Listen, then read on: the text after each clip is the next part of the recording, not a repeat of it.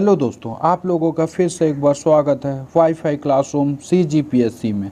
आज हम most important topic लेकर आ रहे हैं जिसका नाम है नक्सलवाद।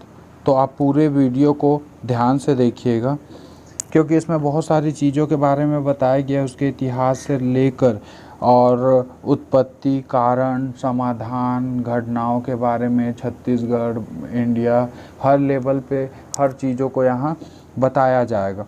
तो आप इस वीडियो को ध्यान से देखिएगा और जो भी इस चैनल में नया है वो कृपया करके सब्सक्राइब कर दे और साथ में बेल आइकन को दबा दे ताकि जो भी नए वीडियो है उसका नोटिफिकेशन आप तक जल्द से जल्द पहुंच सके। तो हम देखते हैं आज नक्सलवाद। नक्सलवाद एक तरीके का ऐसा आंदोलन है जो चलते चलते चलते अपने रास्ते से भटकते कई रूपों में कन्वर्ट हो चुका है। ध्यान दीजिएगा, कई रूपों में ये आंदोलन चलने लगे हैं। सब अपने अपने स्तर पे इस आंदोलन को चला रहे हैं, जोड़ रहे हैं जिस अनुसार हक की मांग है उस आधार पे। लेकिन इन लोगों ने शांतिपूर्वक ना अपनाकर एक हिंसात्मक तरीके से इस आंदोलन को अग्रसर कर रहे हैं। अब आगे का भविष्य क्या कहता है वो तो नहीं पता। तो हम इसमें देखते हैं कि ये जो नक्सल आंदोलन है, जो नक्सली आंदोलन है और जो आतंकवादी आंदोलन है, ये दोनों में बहुत बार लोगों को कन्फ्यूज़न हो जाता है। बहुत सारे लोगों ने मुझसे भी पूछा, तो मैं एक चीज़ को बता देना चाहता हूँ कि दोनों में एक तरीके का अंतर है। आतंकवाद मतलब ये होता है कि जो जिहादी होते हैं, जिहादी आतंकवाद मुख्य रूप से जो है एक तरीके का शहरी घटना होता है जो कि बाहरी ताकतों से प्रेरित होते हैं। मतलब बाहर से फंडिंग मिलता है, बाहर से डायरेक्शन मिलता है, हर चीज़ें बाहर से उन लोग के लिए होती है, और चाहे वो हथियार ये सब चीज़ें उनको बाहर से प्रोवाइड कराया जाता है ताकि दंगा फसाद कर सकें। और जो नक्सली आंदोलन होते हैं ये क्या होते हैं, एक तरीके का माओवादी आतंकवाद, घरेलू राजनीतिक एजेंडे और शिकायतों से प्रेरित एक ग्रामीण घटना। मतलब ये समझिएगा आप लोग कि ये जो नक्सली आंदोलन है ये क्या है, माओवादी आतंकवाद, घरेलू राजनीतिक एजेंडा। मतलब घरेलू जितने भी राजनीतिक है उससे उन लोग मतलब क्रोधित होकर या फिर रुष्ट होकर इन और बहुत सारे ऐसे चीज़ हैं उससे जितने भी ग्रामीण अंचल के हैं या पिछड़े क्षेत्रों के हैं वो क्या है, एक गुट, एक माध्यम और हथियारबंद होकर वो अपने मांग को आगे लाते हैं, ना कि शांतिपूर्ण से। तो ध्यान दीजिएगा आप लोग कि जो नक्सली आंदोलन और आतंकवादी आंदोलन में यही एक अंतर के रूप में है। तो हम देखने से पहले एक चीज़ों को जान लेते हैं कि ये मतलब लगभग 50 साल इसके पूरे हो गए नक्सलवाद के, लेकिन आज तक इसमें कोई भी बदलाव देखने को नहीं मिल रहा है। दिन प्रतिदिन घटनाओं पे घटनाएं बढ़ती ही जा रही है। कितने जवान शहीद हो रहे हैं। अभी हम लोग हाल की घटना देखते हैं तो हम लोग चालू करते हैं। इसमें पहला जो रहेगा मुख्य बिंदु वो रहेगा चर्चा, कि चर्चा में आखिर क्यों है ये नक्सलवाद। तो हम देखते हैं कि जो हाल ही में एक घटना हुई है, अभी न्यूज़ चैनल पे भी इतने चल रही है, बहुत सारे जवान वहाँ मारे भी गए हैं। तो वही हाल ही में अभी नक्सलवादियों का हमला हुआ है हमारे जवानों पे, तो उस कारण से ये चर्चा में आया है। तो ध्यान दीजिएगा ये कि छत्तीसगढ़ के बीजापुर सुकमा ज़िले के बॉर्डर पर टेकलगुड़ा स्थान पर ध्यान दीजिएगा कि यहाँ पे हमारा ये बीजापुर है और ये सुकमा है, ये दोनों बीच के बॉर्डर पे हम बॉर्डर की बात कर रहे हैं। ध्यान दीजिएगा यहाँ बॉर्डर पे क्या है, टेकलगुड़ा स्थान। तो हम लोग इसके माध्यम से भी यहाँ समझ सकते हैं। आप ये वाले डायग्राम में देखिए, ये जो है इसमें देखिए यहाँ नीचे में सुकमा दिख रहा है, ये है अपना बीजापुर का जो पामेड़ है, ये एक तरीके का उद्यान भी है, यहाँ अभ्यारण्य है।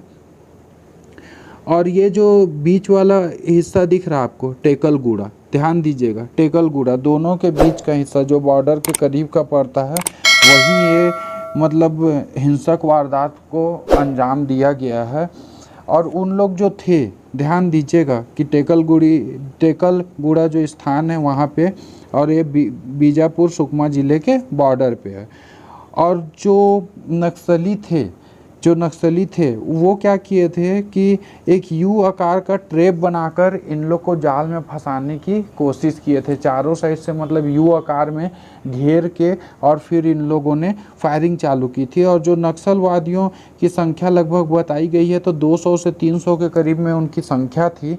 इन लोग का पहले से प्लानिंग था, इसलिए पास के गाँवों को भी खाली करा दिया गया था कि किसी आम जनता को किसी चीज़ का जनधन का हानि ना हो।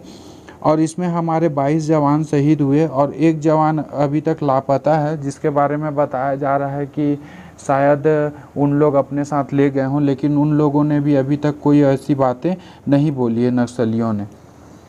और जो 32 जवान हैं, ध्यान दीजिएगा, वो इस घटना में एक तरीके से बोले तो घायल हुए हैं, अभी हॉस्पिटल में एडमिट हैं और उनका इलाज चल रहा है।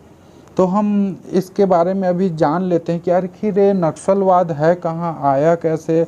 और ध्यान दीजिएगा कि ये जो आपके सामने मैप दिख रहा है, मैप में कांकेर से लेके ये जो नीचे वाला हिस्सा है पूरा, ये हिस्सा हमेशा, ध्यान दीजिएगा, ये जो हिस्सा है हमेशा नक्सली क्षेत्र के मतलब प्रभावित क्षेत्रों में से एक है।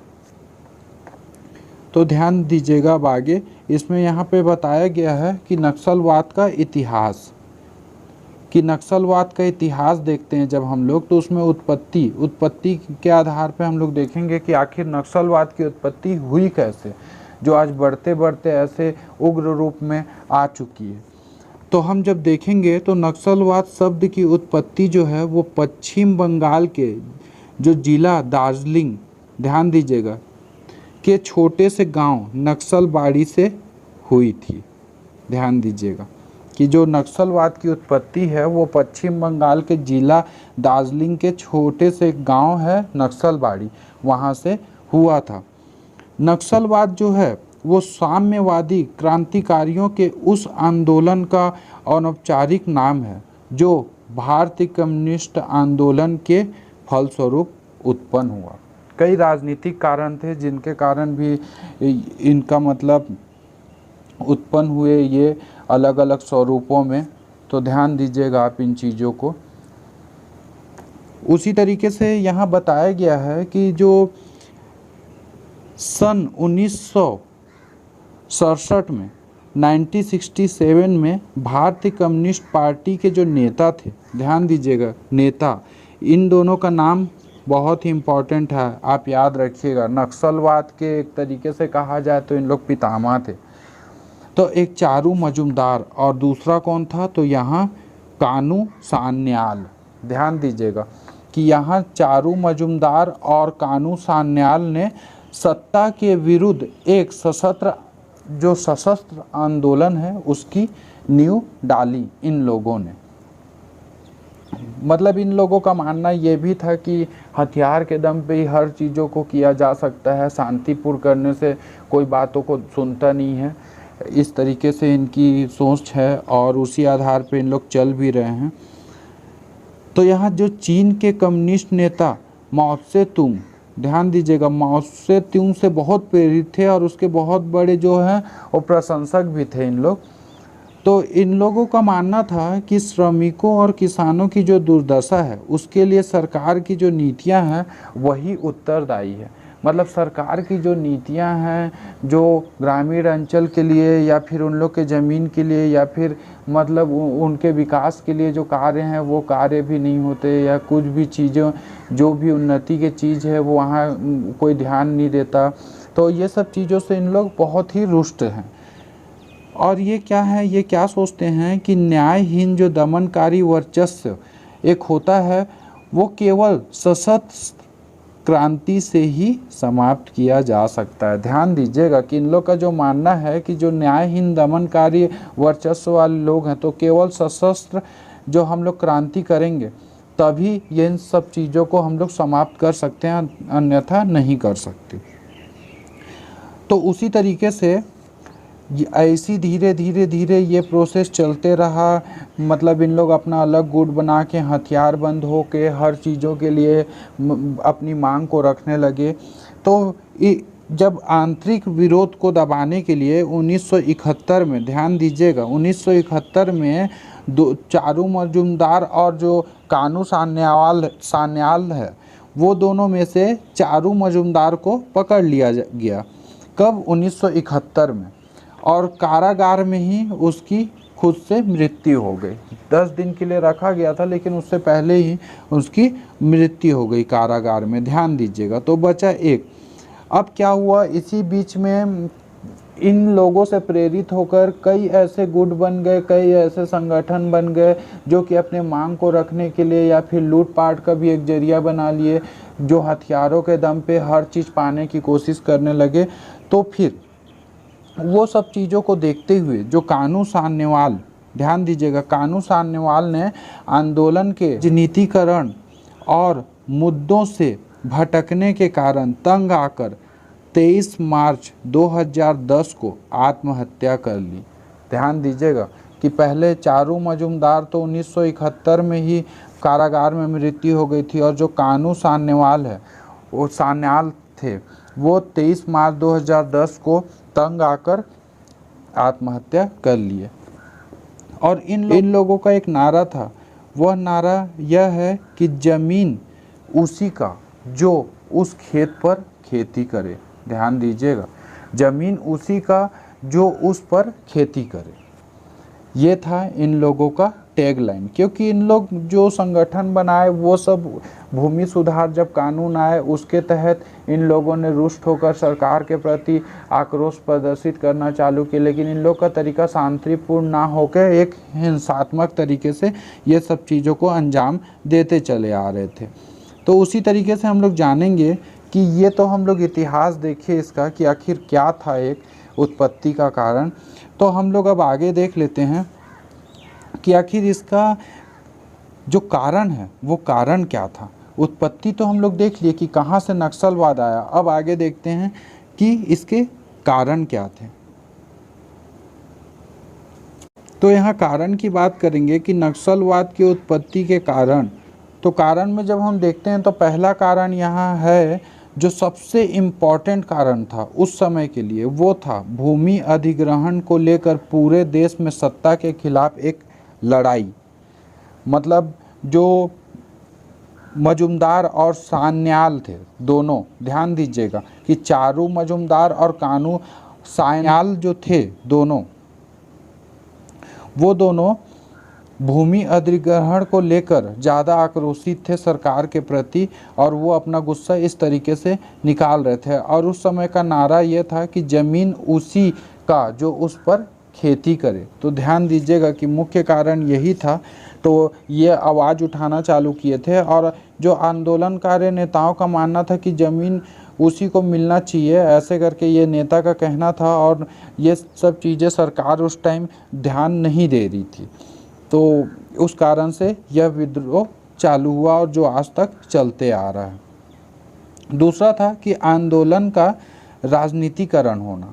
मतलब क्या है कि ये जो कम्युनिस्ट पार्टी है, ये 177 के करीब में जो चुनाव हुए, इन्हीं लोग के प्रभाव के कारण कम्युनिस्ट पार्टी जीती भी। लेकिन क्या होता है, जीतने के बाद इन लोगों को साइड कर दिए, और फिर अपना जैसे राजनीति में आदमी ऊपर उठने लगता है तो इधर वाले को भूल जाता है। तो ये सब चीज़ों से क्या हुआ कि जो इन लोग की उत्पत्ति हुई, क्योंकि इन लोग अपना अलग अलग अब रास्ता डिसाइड करने लग गए। पहले आंदोलन तक सीमित था, अब आंदोलन के अलावा और अलग अलग रास्ते अपना चालू किए। रास्ते से बोलना चाहिए भ्रमित हो गए या फिर भटक गए अपने मार्ग से। और इसी तरीके से इन लोग धीरे धीरे पश्चिम बंगाल से बिहार पहुंचने लगे। फिर अभी झारखंड बना, तो झारखंड हो गया, उड़ीसा में छत्तीसगढ़, फिर इधर आप नीचे देखेंगे तो आंध्र प्रदेश, तेलंगाना, फिर महाराष्ट्र, मध्य प्रदेश, ये सब जगह में धीरे धीरे फैलने लगे। और इन लोगों की लड़ाई एक तरीके से कहा जाए तो जो सत्ता पे बैठी सरकार है उसके प्रति है। उसके प्रति थी, लेकिन समय समय पे ये सब चीज़ें बदलने लगी। तो आगे चल के जो भूमि की लड़ाई ना रहकर यह क्या बन गई, यह बन गई एक जाति वर्ग की लड़ाई। ध्यान दीजिएगा कि भूमि की लड़ाई से कहाँ पहुँच गया बात, उच्च जाति निम्न जाति ये सब चीज़ों में अब संघर्ष का नया दौर दिखने लगा है, वो भी एक नक्सलवाद के अंदर। तो सोचिए कि जब ये नक्सलवाद स्टार्ट हुआ था तो मेन मुद्दा था भूमि अधिग्रहण वाली, और लेकिन कहाँ से अभी आंदोलन का जो था नेताओं का, उन लोगों का भी राजनीतिकरण हो गया। फिर उसके बाद भूमि की लड़ाई ना होकर सब जितने भी नेता ये सब थे अपना रोटी सेकने लगे इन लोगों के नाम पे, बहुत सारे चीज़ अंदर अंदर होने लगी, ऐसा था। फिर भटकते भटकते लोग क्या हो गए, क्षेत्रवाद की लड़ाई में आ गए। मतलब लोग अपने हक की लड़ाई के लिए गुट बना लिए, नाम दे दिए नक्सलवाद। बहुत से ऐसे फर्जी ग्रुप भी हैं जो लूटपाट बीच में किया करते थे, ऐसे बहुत सारे न्यूज़ चैनल समाचार पत्रों में भी दिखाया जाता था उन लोग के बारे में। तो ये धीरे धीरे जाति वर्ग की लड़ाई के बाद क्षेत्रवाद की लड़ाई में कन्वर्ट हो गए कि अब अपने क्षेत्र, हर क्षेत्र में अलग अलग चीज़ों की मांग, अलग अलग चीज़ों की, वो तो ये हथियार के हिंसक दम पे ये सब चीज़ों को करने लगे। और इनका और एक जो कारण था उत्पत्ति का, वो कारण क्या था, वित्त पोषण। अगर इन लोगों को फंडिंग नहीं मिलता, अब हम देख लेते हैं कि भारत में जो नक्सलवाद की बड़ी घटनाएं हैं उनके बारे में हम देख लेते हैं कि कौन कौन सी बड़ी घटनाएं घटी थी। तो छत्तीसगढ़ के बस्तर में 55 पुलिसकर्मियों की मौत हो गई थी नक्सलवाद से। 2008 ओडिशा के नयागढ़ पुलिसकर्मी और एक नागरिक की हत्या। उसी तरीके से हम देखेंगे तो 2009 में महाराष्ट्र के गढ़चिरौली में हुआ था, 2010 में पश्चिम बंगाल के सिल्दा कैंप में हुआ था, 2012 में हम देखेंगे तो झारखंड के गढ़वा ज़िले के पास हुआ था। तो ऐसी बहुत घटनाएं जो घटती ही आ रही हैं और इन चीज़ों में लगाम लगाना बहुत ज़रूरी है। इस तरफ सरकार को बहुत तेज़ी से ध्यान आकर्षित करना चाहिए, इन क्षेत्रों को विकसित करना चाहिए ज़्यादा से ज़्यादा। तो वो सब चीज़ों को हम आगे देखेंगे। अब हम छत्तीसगढ़ की जो नक्सलवाद की बड़ी घटनाएं हैं उसको देख लेते हैं। तो 2011 में दंतेवाड़ा में एक बड़ा नक्सली हमला हुआ था जिसमें 76 जवान शहीद हो गए थे। फिर उसके बाद 2013 में दरभा घाटी में नेता समेत, कांग्रेस के बहुत सारे नेता समेत 30 लोगों की मौत हो गई थी। उसी तरीके से 2014 में बीजापुर ज़िले के कुटरू, 2017 में सुकमा ज़िले में, 2019 में दंतेवाड़ा, 2020 में सुकमा, और वर्तमान स्थिति की अगर बात करें तो हाल में अभी अप्रैल 2021 में 22 जवान शहीद और एक लापता। ध्यान दीजिएगा, तो घटनाएं कम होने का नाम नहीं ले रही, यह धीरे धीरे करके बढ़ती ही जा रही है। तो आप इन चीज़ों को ध्यान दीजिएगा। उसी तरीके से हम यहाँ देखते हैं कि जो नक्सल प्रभावित राज्य हैं, ये नक्सल प्रभावित राज्यों के बारे में हम देख लेते हैं। तो ये चालू कहाँ से हुआ था, पश्चिम बंगाल से स्टार्ट हुआ था। पश्चिम बंगाल के बाद ये बिहार, झारखंड, फिर धीरे से यहाँ उड़ीसा, तेलंगाना, छत्तीसगढ़, ये सब, फिर उसके बाद यहाँ छत्तीसगढ़ से इधर महाराष्ट्र, एमपी, इधर के एरिया में पूरा फैल गए हैं। उसके बाद उत्तर प्रदेश के कुछ क्षेत्र में। तो आप लोग ध्यान दीजिएगा इन चीज़ों को कि यहाँ पश्चिम बंगाल से सबसे पहले बिहार की ओर, फिर उड़ीसा की ओर, आंध्र प्रदेश, छत्तीसगढ़ के नीचे जो 7 सिस्टर मतलब 7 जो ज़िले हैं वो नक्सल प्रभावित ज़िलों में आते हैं। फिर उसी तरीके से महाराष्ट्र के, मध्य प्रदेश के। तो ये जो यहाँ 10 ज़िलों के बारे में बताया गया है, तो ये जो 10 ज़िले हैं ये नक्सल प्रभावित राज्य के अंतर्गत आते हैं, ध्यान दीजिएगा।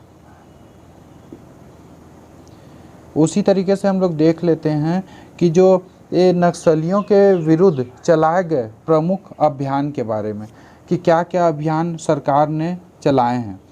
तो यहाँ हम देखते हैं पहला तो स्टीपेलचेज अभियान था, वो चलाया गया था 1971 में। ध्यान दीजिएगा, स्टीपेलचेज अभियान ये चलाया गया था 71 में चलाया गया था। इसमें कौन कौन थे, तो इसमें भारतीय सेना और राज्य की पुलिस, ध्यान दीजिएगा कि भारतीय सेना और राज्य की पुलिस दोनों ने मिलकर इस चीज़ों को चलाया था। इस दौरान बहुत सारे नक्सली मारे गए थे। लगभग 20,000 नक्सली के मारे जाने की खबर आई थी। उसी तरीके से जो सेकेंड अभियान चलाया गया था वो था ग्रीन हंट अभियान। ये कब चलाया गया था, तो ये वर्ष 2009 में चलाया गया था। और ध्यान दीजिएगा कि नक्सल विरोधी अभियान का जो यह नाम था, इस नाम को मीडिया द्वारा दिया गया था। और इस अभियान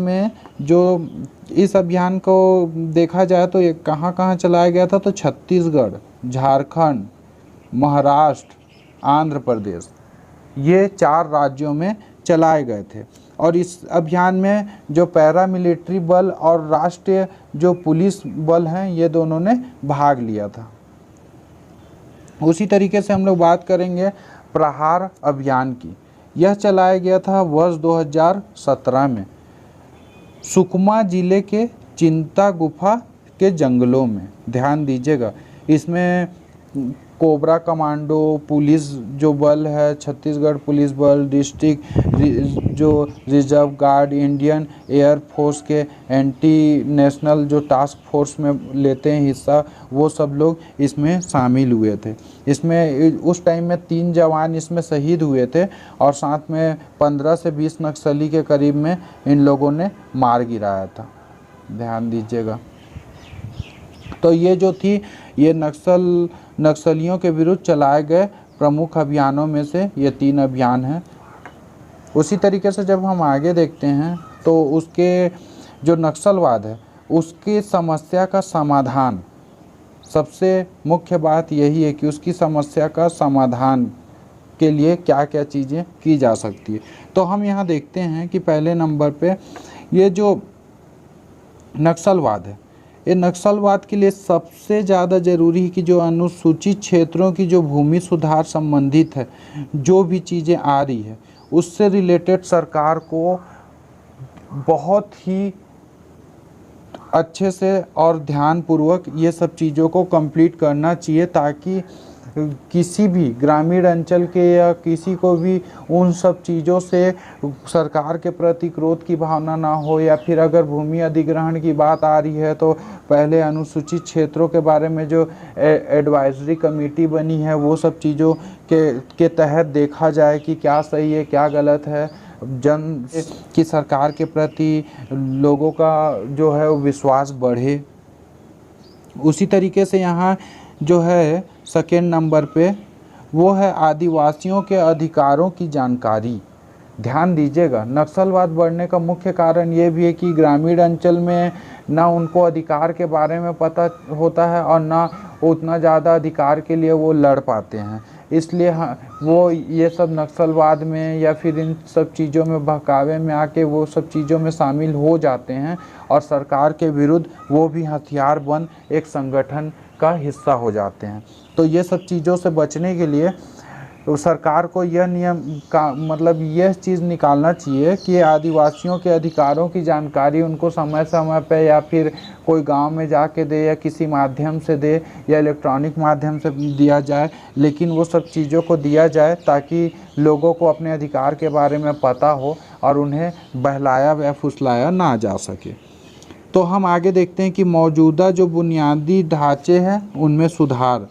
तो नक्सली क्षेत्र की अगर हम लोग बात करते हैं तो नक्सली क्षेत्र में सर्वप्रथम सड़क की बात होगी, बिजली की बात होगी, उसके बाद अगर हम देखते हैं तो पुलों की बात होगी, स्कूलों की बात होगी, टावरों की बात होगी, वो चाहे टीवी टावर हो नेटवर्क के लिए या फिर जो भी टेलीफोन नेटवर्क टावर हो, ये सब चीज़ों को बहुत ही ध्यान से इसमें दिखाने लायक होना चाहिए ताकि हर जगह पे अच्छे से नेटवर्क मिल सके, लोगों को किसी चीज़ का दिक्कत ना हो, लोग इंटरनेट से जुड़ सकें, या फिर बहुत सारे चीज़ों से, बहुत सारी सरकार की योजनाएं हैं उसका डायरेक्ट घर बैठे ही लाभ उठा सकें, ऐसी सुविधाएं विकसित करनी चाहिए। जल्द से जल्द उन क्षेत्रों को विकसित करना चाहिए, तब जाकर नक्सलवाद कम हो सकता है। चौथा है शिक्षा को बढ़ावा देकर।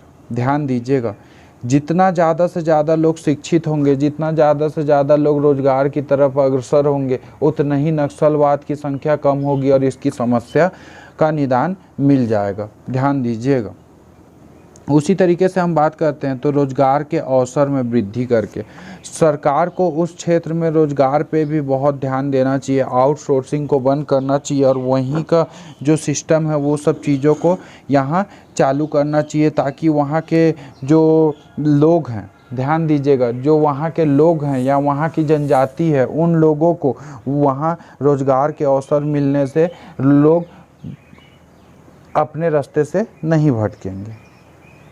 उसी तरीके से हम आगे देखते हैं तो जो वित्त पोषण के स्रोत को बंद करके, तो वित्त पोषण या तो किसी कंपनी के थ्रू या तो मतलब किसी अनुसूचित क्षेत्रों में कोई कंपनी लगी है वहाँ से उन लोग टैक्स लेते हैं अपना नक्सली टैक्स, और फिर बहुत सारे हथियारों का स्मगलिंग करके या फिर बहुत सारे ड्रग्स का स्मगलिंग करके वित्त पोषित होते रहते हैं। तो ये सब चीज़ों पे पुलिस वाले को लगाम लगाना चाहिए, मतलब सरकार को लगाम लगाना चाहिए, ऐसे कुछ नियम कायदे कानून लाने चाहिए जिससे कि वो सब चीज़ों में रोक लग सके, ताकि वित्त पोषण होना अगर कम होगा तो लोगों की संख्या कम होगी और धीरे धीरे नक्सलवाद का अंत हो जाएगा।